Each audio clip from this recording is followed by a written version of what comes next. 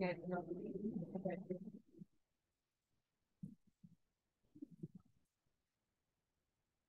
it away.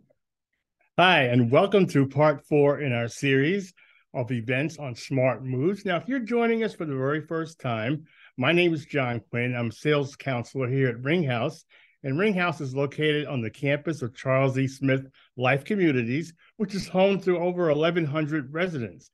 Some of our residents live here at Ring House with independent living, while others are living in assisted living, and others are with memory care at the Cohen-Rosen House.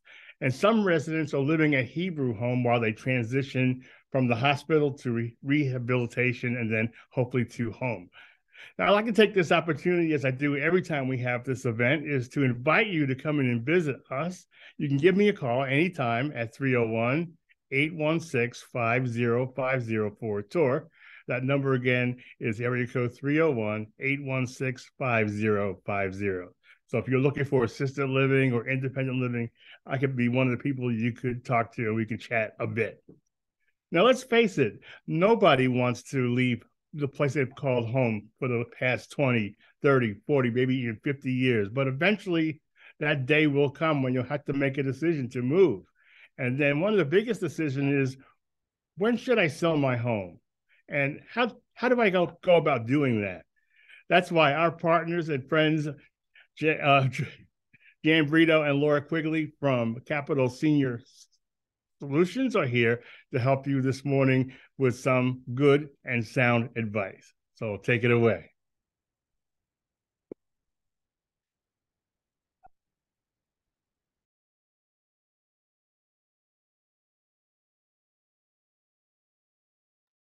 Good morning, everybody. Welcome to Ring House's Smart Move seminar series.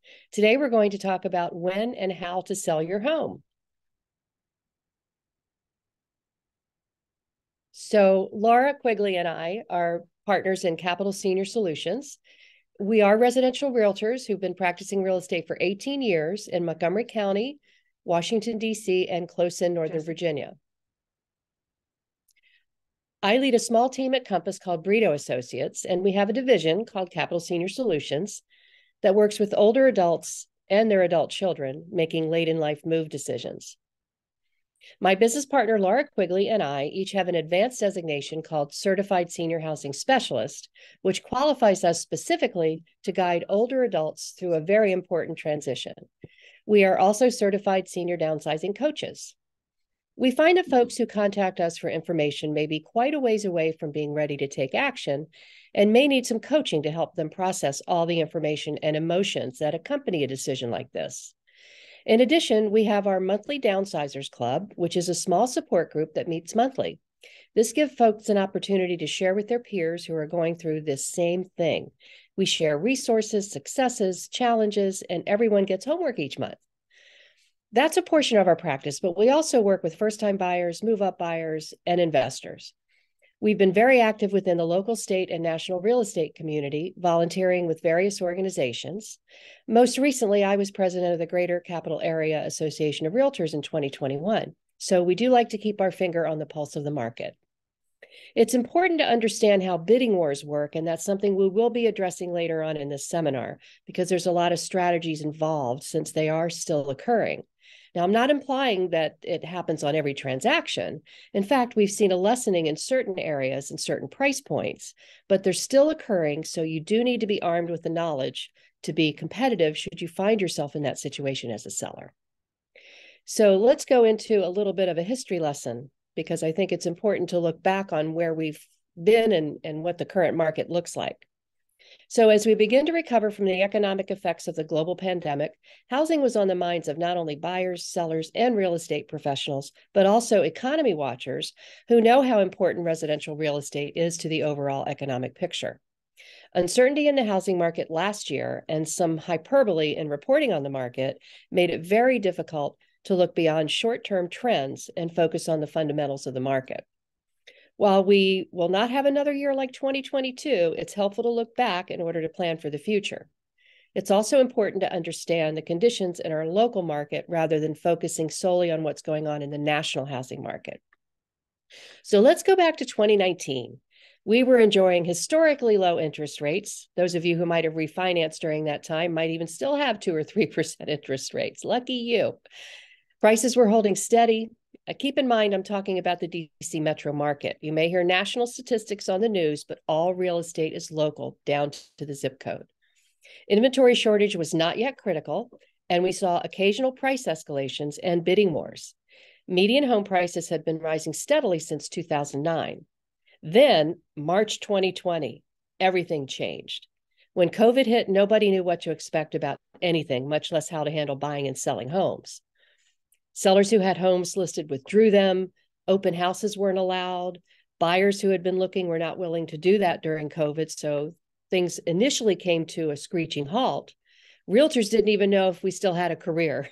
But fortunately for us, Governor Hogan declared realtors as essential workers, so those of us who were willing continued to list and sell homes, but with very strict criteria. PPE was essential and often extremely hard to find.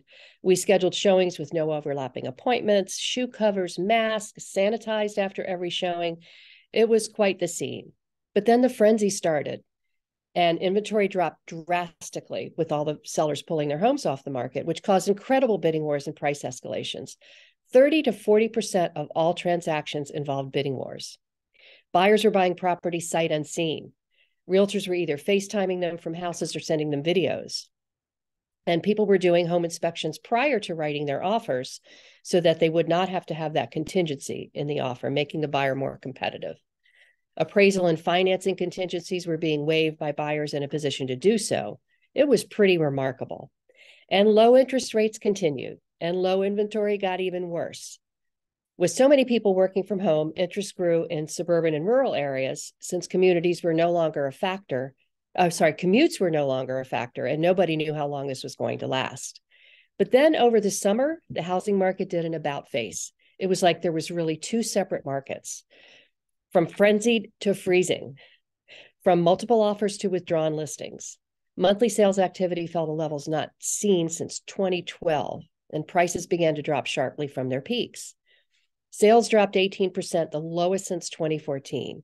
As of December 2022, pending sales were down 35%, closings were down almost 50%, and expensive markets saw even larger declines, and interest rates started rising. And the primary reason for the shift in the housing market was the fast rise in interest rates. There were other factors that led to a pullback in buyer demand in the second half of the year, including high inflation, failing consumer confidence, and significant housing affordability challenges. Sellers were also impacted by economic uncertainty and began sitting on the sidelines. Sales across the region were brisk, homes were selling quicker than ever, prices were rising at double-digit rates, and inventory hit rock bottom levels. So in Montgomery County, closings were down 46%, prices were down 25%, and median DC prices are normally higher than Montgomery County, but we even saw price reductions in DC, whereas median home prices had been rising steadily since 2009. So what's the market like in 2023 so far? Well, is this a good year to sell your house? If you're looking for the ideal market conditions for a buyer, the short answer is probably not. But as a seller, you definitely have the advantage due to the continued shortage of inventory. The trouble with waiting for the perfect scenario or market forces, however, is that it might take a long while to arrive. So if you have a need now, go for it. Should you wait until next year? Well, given the current trend of steady rise in housing prices and limited housing supply, the housing market in 2024 is likely to see modest growth rather than any substantial increase or decrease. Inventory has increased slightly, but there's still very high buyer demand. Will the spring market bring more inventory? Well, we haven't had a real spring market in the DC area since before COVID. When inventory is as low as it has been in the last several years, there's never a bad time to list your home for sale. New purchase contracts are now up 6.5%. Showing activity had increased by the end of February by almost 30%. So it's still significantly below 2022.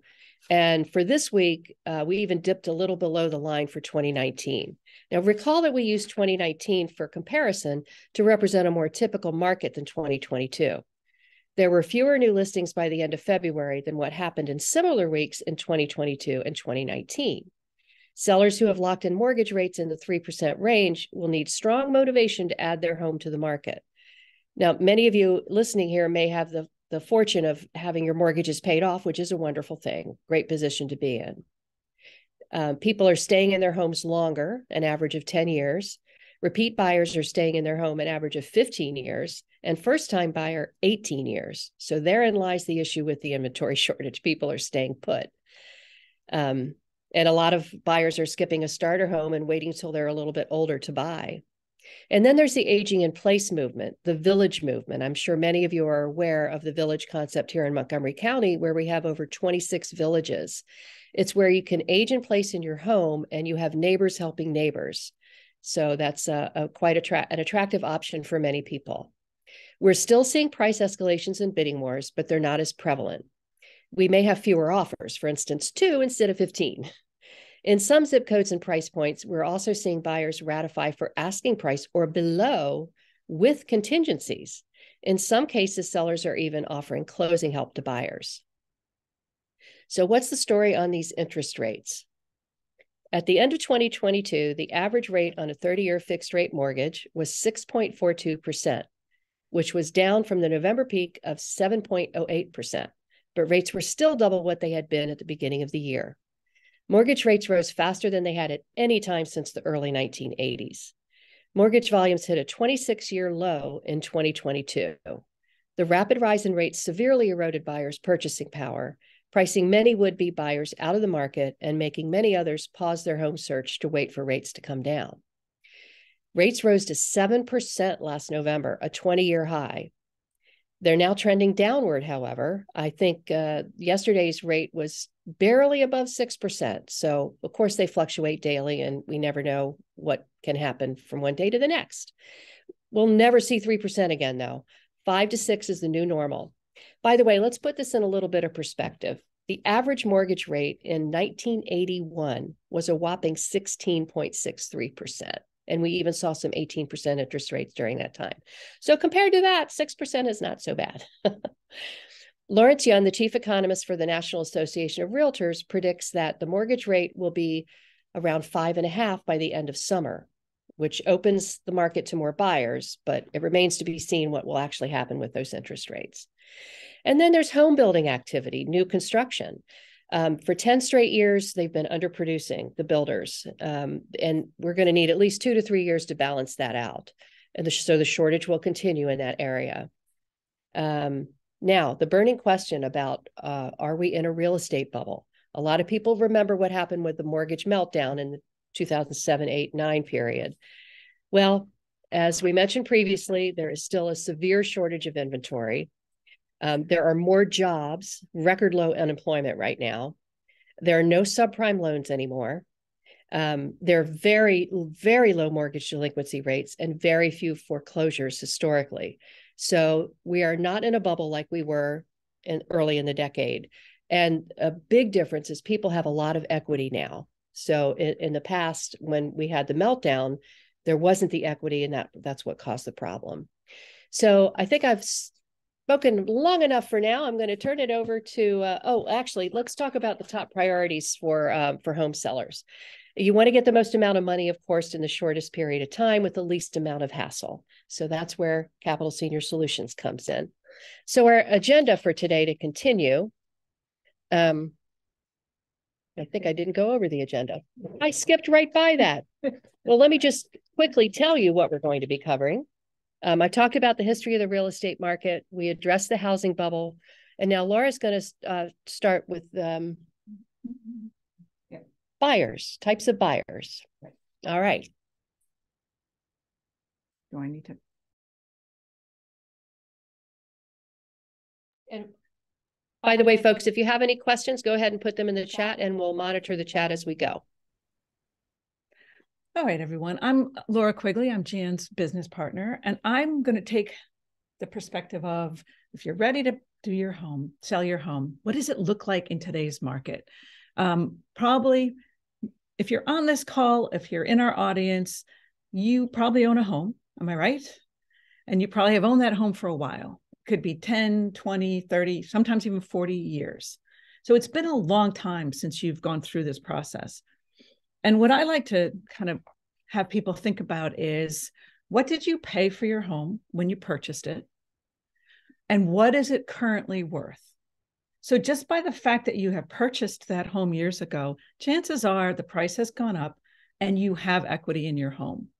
So when Jan and I talk about the nuances of the market, the ups, the downs, chances are pretty good that you are in a good financial position. And this should not impact your decision whether or not to move on with your life.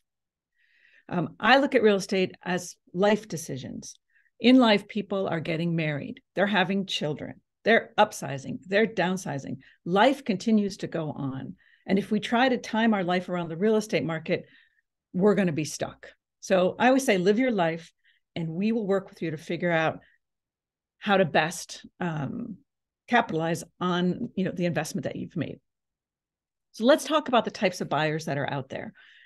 The traditional home buyers is what you typically are thinking of. You're thinking of that single person, that couple, that family who are buying their first home.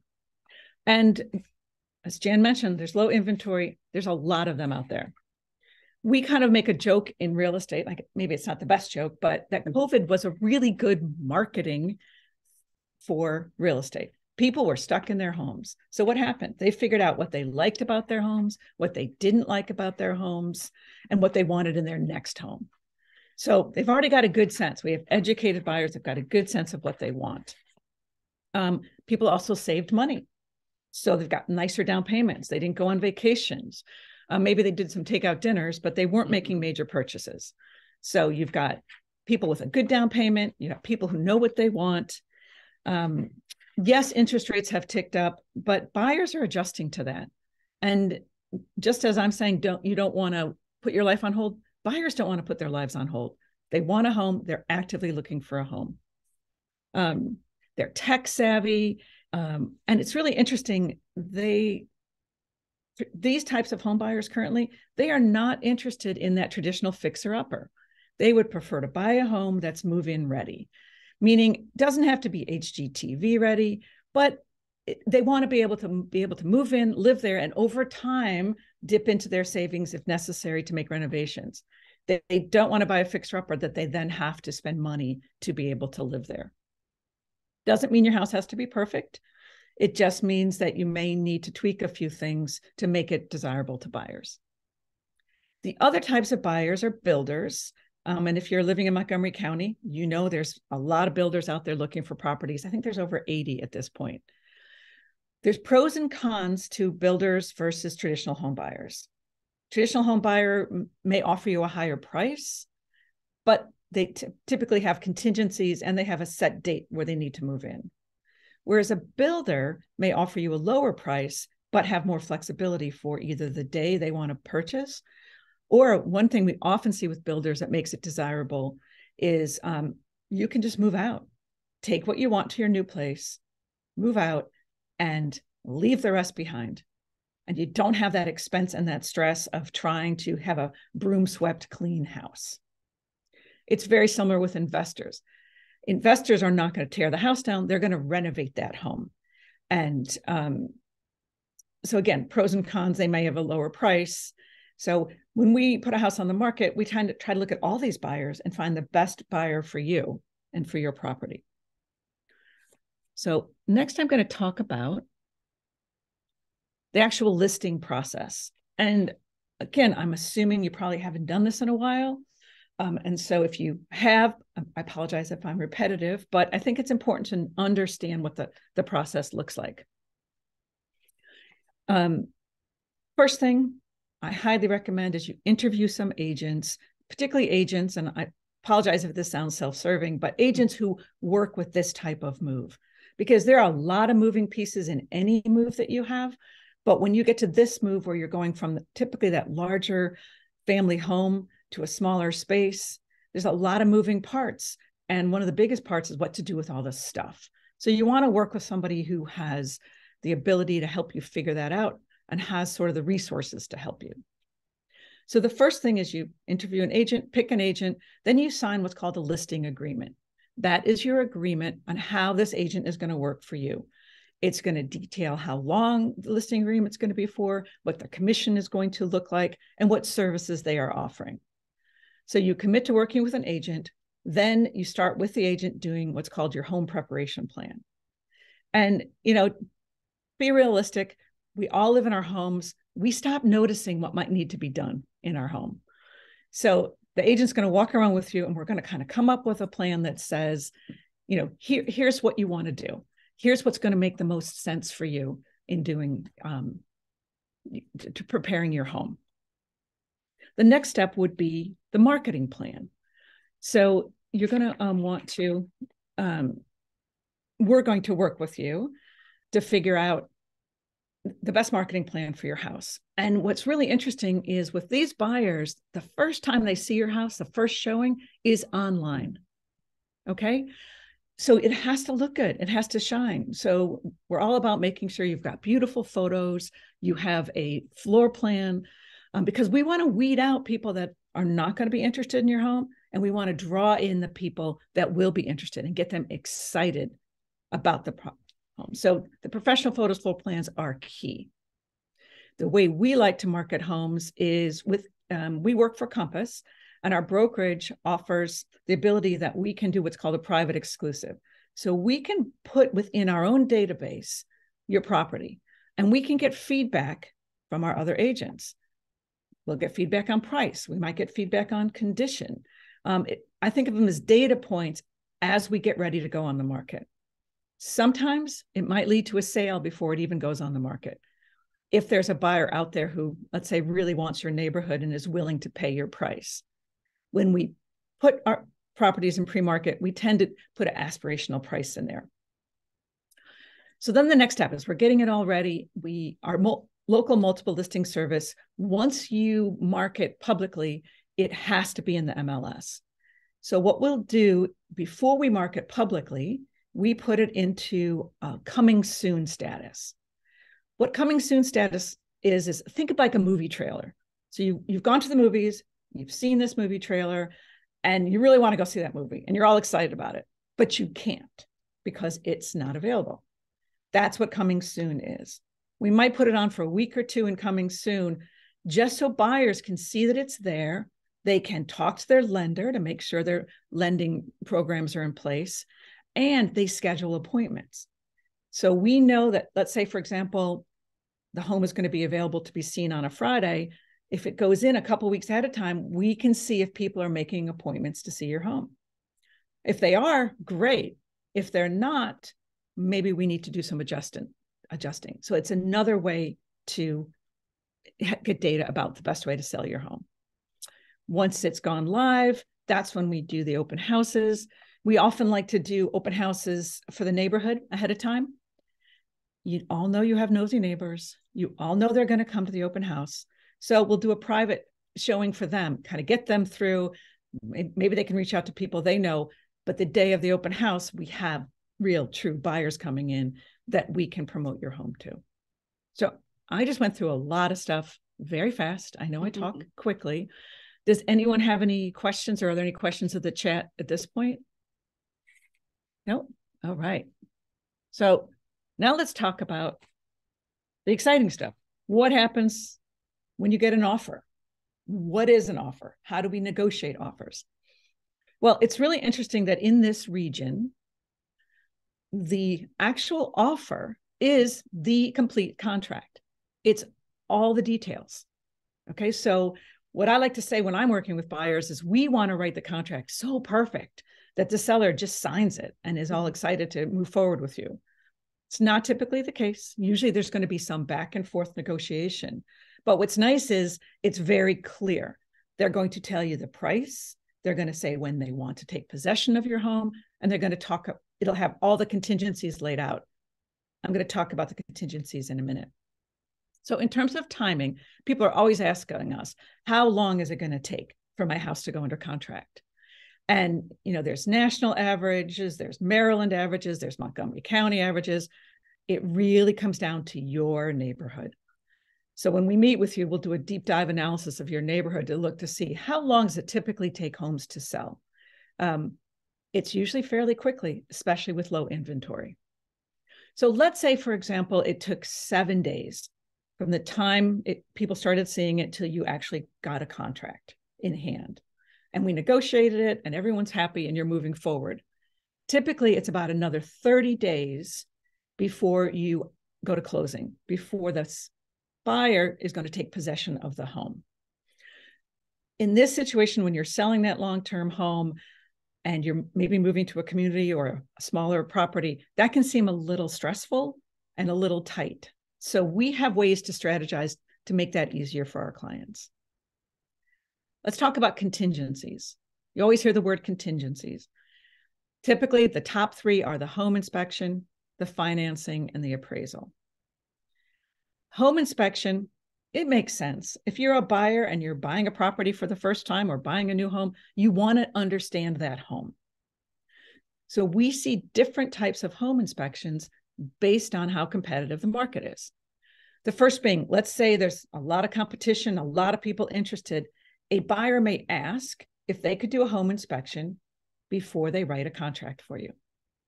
The reason they're doing it and the benefit to you is there would be no contingency for a home inspection in the contract. They're going to have looked at the house, they're going to know what they're buying, their offer will be solid, and they won't have the ability to come back and ask for anything fixed. There's 2 other types of home inspections. One would be more balanced market where someone says, I really want your home. I just want to home inspect it. I want to look at it for, let's say, 3 to 5 days. And I'm going to have a home inspector come in. I'm going to look at everything. And I'm either going to move forward with the contract or I'm going to terminate the contract based on what I found. But I'm not going to ask you to fix anything. And then the last home inspection is the traditional home inspection you're probably thinking about, where someone comes in, again, 3 to 5 to 7 days. They look over the house of the home inspector. They come back and they say, oh, I didn't realize that the chimney needed fixing, or there's some problems with electrical outlets, or any kind of laundry list of items where they may say, we'd like you to fix these items, or we would like you to give us some money towards our closing costs to address those issues. Financing is a typical contingency you're going to see. I mean, how many people have cash to buy a house, especially in our area?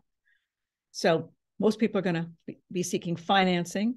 They don't write an offer, or we don't accept an offer without a well-qualified lender letter and our ability to speak to that lender and understand where they are in the process and how well qualified they are. Do they actually have the down payment that they've said they have?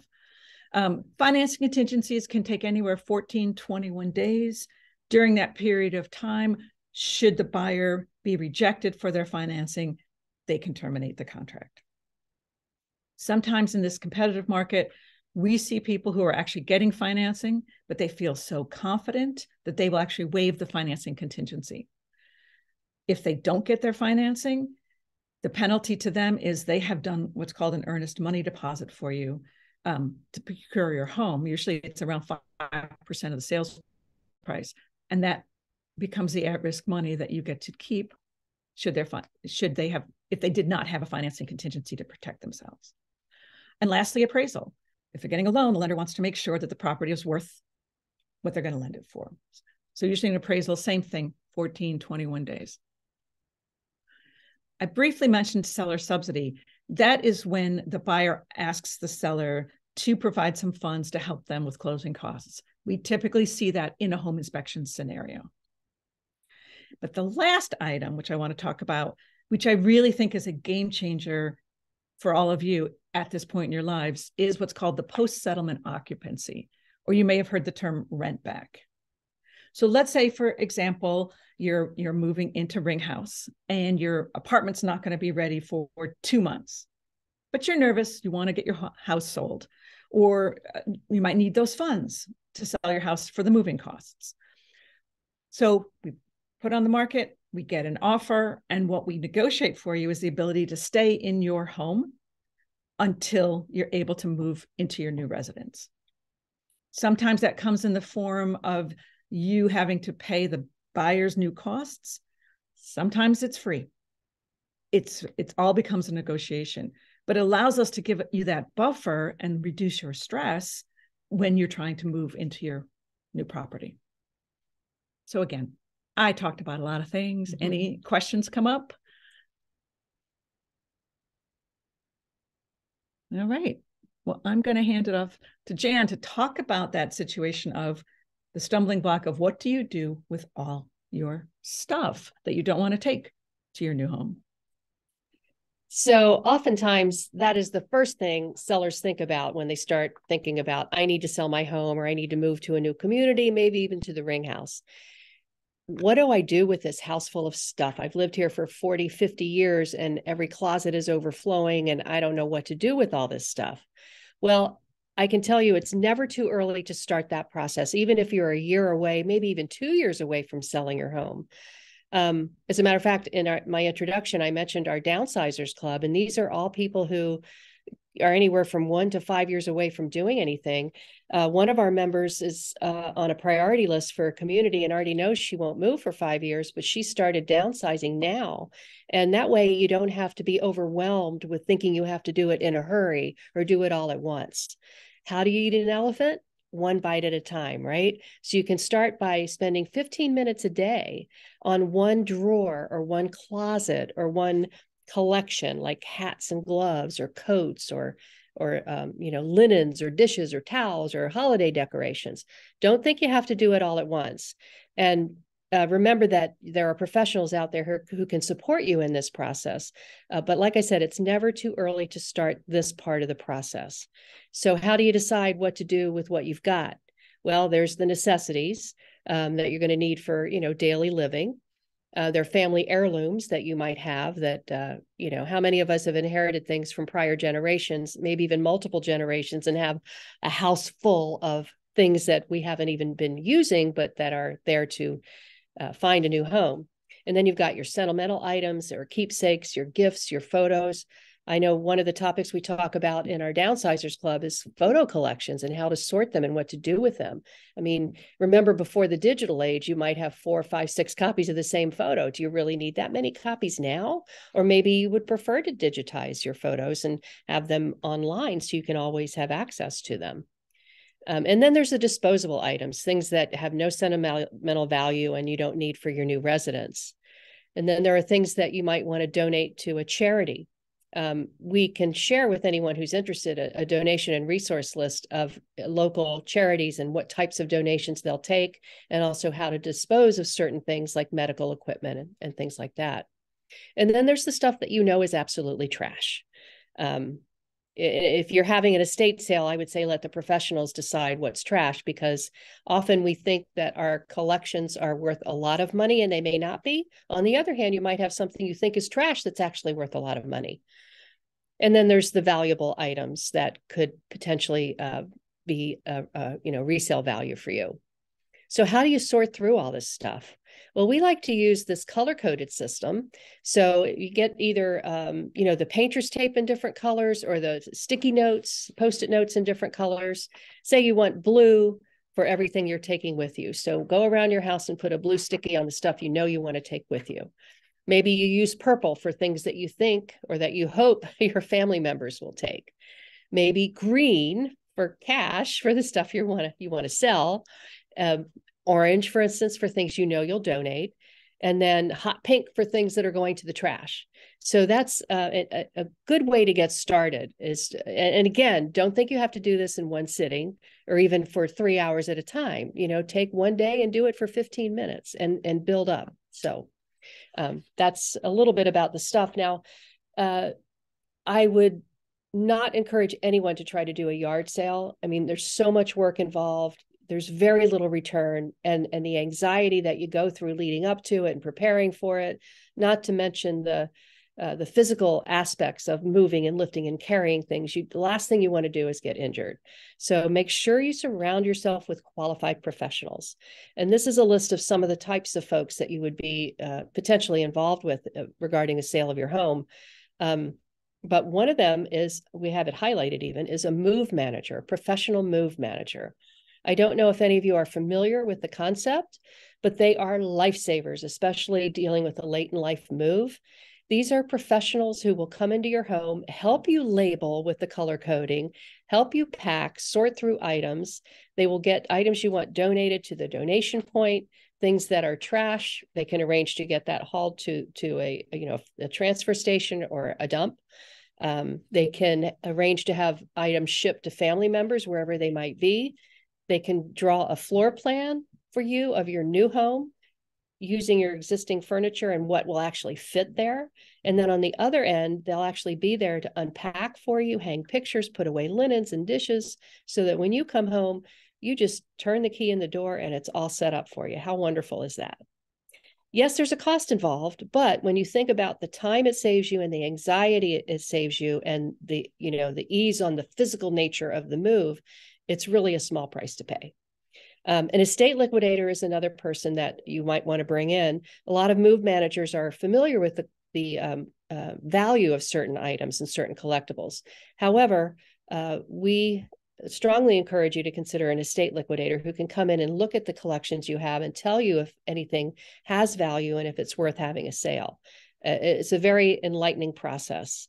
Let's see, where are we going next? Next, I'm going to talk about assembling your important documents. And you may be saying, like,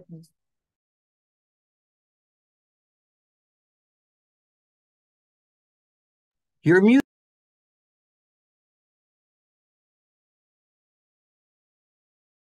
Right. Sorry, I was muted. I apologize. You're probably wondering, why are we talking about assembling your important documents? If this is a real estate seminar. But all of these documents are very important as you move forward if you're thinking about selling your house and how you're thinking about selling your house. Also, should anything happen to you and your estate needs to sell your house, these are some of the documents that you need to have in order. I'm going to start out and say, I'm not an attorney. I'm not a financial advisor. I'm just going to point out some things you should think about, or some stumbling blocks that we have seen families or individuals have. First, you might say to yourself, yeah, I've got all my documents in order. I did it 10 years ago. Well, do you know where they are? How many people don't know where they are? Does your family know where your documents are? And maybe have you taken a look at them in a while to see if there's anything you want to update? So it's really important to do that. Power of attorney. Oftentimes people will say, don't worry, so-and-so has a power of attorney. If anything happens to me, my son has the power of attorney. Powers of attorney can be different, and it has to stipulate that they have the ability to make a financial transaction, for example, selling your home. If that's not the case, that's not going to occur. I'm not going to dive into the healthcare documents and directives. I just think I wanted them on the side because I think they're really important to have those things in place for your family and your beneficiary designations. Trust documents. From a real estate perspective, oftentimes we run into this. A couple has put their home into a trust. Something maybe happens to one of the couple or the other, maybe they're not able to make decisions, but no other family members on that trust. Again, the family cannot dispose of that valuable resource, the home, the valuable asset. Death certificate and wills. Sometimes we run into the situation where it's a couple that purchased a home, a spouse has passed, could be 10 years ago. The surviving spouse wants to sell the property and they've never taken their spouse off the deed. So they will need to have the death certificate. But now the real estate piece, and this is really kind of twofold. One is you have probably done a lot of things to your home over the years. The first thing is when you go to sell your home, you may be facing capital gains. And you're going to want to document the work you did to the home, the expenses that you put into that home to try to reduce that capital gains. So you want to have those records. The other thing is when you go to sell your home, you want to be able to say, that's a new roof. Well, prove it. Have the receipts, have everything there so we can say to a buyer, we've priced the house this high because it has a new roof and it was in 2017 or whatever, and here's the documentation. Oftentimes when people are moving, that stuff is what gets lost. you're in the shuffle, you're getting ready to move, you're trying to put everything together. You're not thinking about that. You're not thinking that after I moved, I'm going to sell my house. And then the time comes and you can't find those documents, or they accidentally got shredded. So capital gains is, really important for you. So you don't have to pay more than you have to. And knowing the improvements you made is important to us, so we can really maximize the price of your home. So that's, I think, where we're at in terms of the presentation. Oh, these are some questions that we get often. And we thought we would we'll open it up to questions from the audience, but maybe we can sort of talk about these first to set the stage, because this is what we tend to find people thinking about very often. And the first one, is it possible to buy and sell your home at the same time? Can you do that, Jen? I absolutely can. You can imagine we deal with this constantly, and that's probably a burning question for many of you on the call. So how do you buy and sell a house at the same time? Well, it can happen. It's very important that you work with an experienced realtor who can guide you through the nuances involved in this situation. Purchasing a home with a home sale contingency is not to your advantage, but there are strategies around this. So again, work with an experienced realtor and lender to guide you. Timing is everything. If you're dependent upon the funds from the sale of your home to move to your next community or senior community or condo, well, consider going ahead and putting your home on the market with what's called a home sale contingency period. So that's where you ask the buyer for 30, 60, maybe even 90 days to find your home of choice. The other option is to go ahead, get it on the market, get it under contract and close, but negotiate a post-occupancy settlement period or a rent back that Laura talked about earlier. And again, it's a lot of moving pieces and parts in a situation like this. It's very important to work with a really experienced realtor to guide you through it so that the timing works out for everyone. What's the next often asked question? How do I know how much my house is worth? I have to repeat it. How do I know how much my house is worth? Well, a lot of people will look to Zillow for this information. They're called Zestimates. And while Zillow has a lot of valuable resources for consumers, home valuations are purely guesses from Zillow based on tax records, but don't take into account property condition or location. So always rely on an appraiser or a realtor for a property value. Most realtors, when they first meet with you to discuss the possibility of selling your home for you, are happy to do a market analysis at no cost. That's going to be a comparison of recently sold homes, typically over the last 6-month period. However, with low inventory and fewer sales in recent years, we might have to go back a year to truly get a good picture of what comparable sales look like. And then we're comparing apples to apples in terms of home style, square footage, and the improvements that have been made, that sort of thing. So that is how you determine your home's value. I want to jump in and just say something here, going back to the previous slide that I talked about, and you've always heard that saying, real estate is all local, right? It's location, location, location. So if you're looking at statistics of a wider market, like, for example, all of Montgomery County or all of DC, that's not really relevant to your neighborhood. So that's why you want to work with a realtor to help you to look at what exactly happened in your neighborhood. And we can also search tax records for properties that may not have been sold through the multiple listing service. So therefore, you don't know about those ones, but we do. And we can get that data to really give you an accurate picture of your own neighborhood. I'll tag team with you. But about how much does it cost to sell a home? And I didn't bring this up in the previous slide, and I apologize. When I talk about that home preparation list, and we go through and we come up with the items we might want to do, Jan and I are very fortunate that we work with Compass, and we have what's called the Compass Concierge Program. Oftentimes our sellers really don't want to spend their own money to get the house ready. And that makes sense. We can front the cost of that. There is no application fee. There is no interest rate. It's just a way for us to make our listing shine. You approve whatever expenses there are. You can pick the contractors. And then at the settlement table, you pay us back whatever we spent to get ready. And we're only going to recommend things that we believe will really add value to your home, help your home sell quicker for a higher price.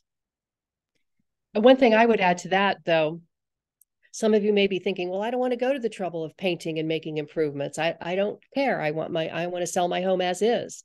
Well, if we determine that is the best path for you, if you determine that, we'll certainly work with that. But our goal, as we stated earlier in the seminar, is to sell your home for the most money in the shortest amount of time with the least hassle. So if you're up for getting some work done, we're certainly able to use this concierge program and project manage all of that for you. So don't think that you have to do this yourselves. We obviously have contractors we've worked with for many, many years. We can arrange to get estimates. We can arrange to supervise their work and get them paid and take it all off your plate. But if you do want to sell it as is, we can also work with that. So don't feel like you have to make improvements necessarily. And also, the other thing that I just love about Compass Concierge is it doesn't always have to be money you're spending on your house. It could be for that move manager. Jan and I are not move managers, but we highly recommend using a move manager. And those funds can be used to make it easy for you to move. It can also be used for movers. So it's just something to think about. Yeah, even if you have lots of liquid cash sitting around, maybe you want to preserve it for other things. Maybe you're putting money into making modifications on your new home that you're going to. So it's a great way to preserve your out-of-pocket cash and let us manage the process for you physically and financially, so to speak. So are there any other, does anybody want to raise their hand, ask any questions, or are there any questions in the chat? Yeah, unmute yourself and ask a question if you'd like. We do have a link in the chat for the seminar evaluation, if you would be so kind as to click that before you sign off.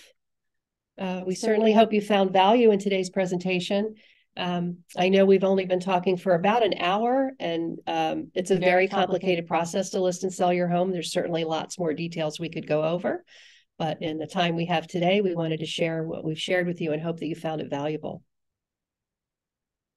So we'll give it a couple more minutes to see if anybody comes up with a question in the chat. Again, if you would like to, unmute yourself and ask. We are open and waiting. All right, just a reminder that we have our monthly Downsizers Club. The next one is May 5th, Cinco de Mayo at 11 a.m. on Zoom. If you go to capitalseniorsolutions.com, you'll find the registration link there. And we also want to let you know about Ring House's next Smart Home Series seminar on May 10th at 10 a.m. right here. And it's called How to Pay for Senior Living. How timely is that? We've now taken you through the process of thinking about listing your home and selling it in preparation for a move. Well, now we get to answer the question of how do you pay for that move? How do you pay for these senior living communities? So we hope you'll consider attending that as well.